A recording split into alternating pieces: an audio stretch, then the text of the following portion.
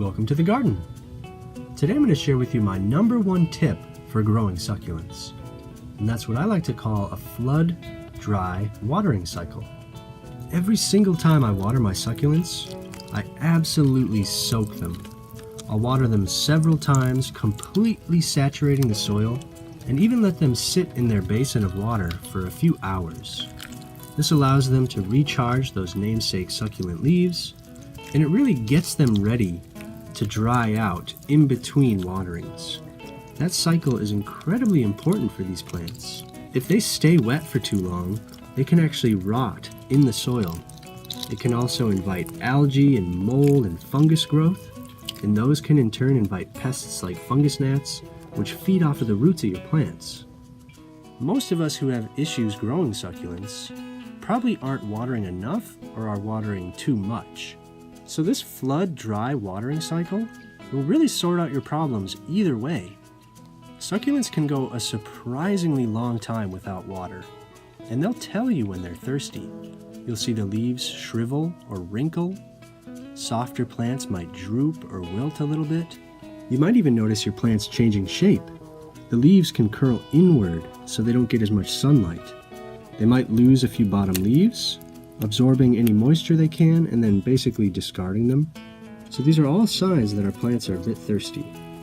And it's not enough just to wet the surface until water flows through the bottom. We really want to soak them and let them sit. It takes time for your plants to absorb all that moisture and for the soil to rehydrate. Dry potting soil can actually repel water.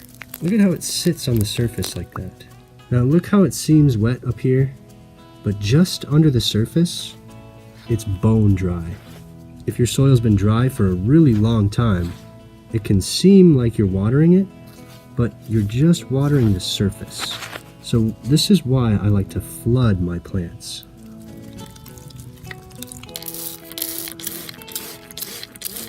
I like to use these communal basins so that I can water several plants at once.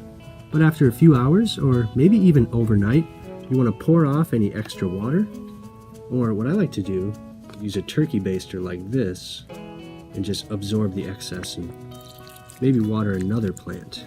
In fact, we can actually kind of baste our plants here and really saturate that soil. Your plants will start to plump back up immediately, and by the next morning, they should look really nice.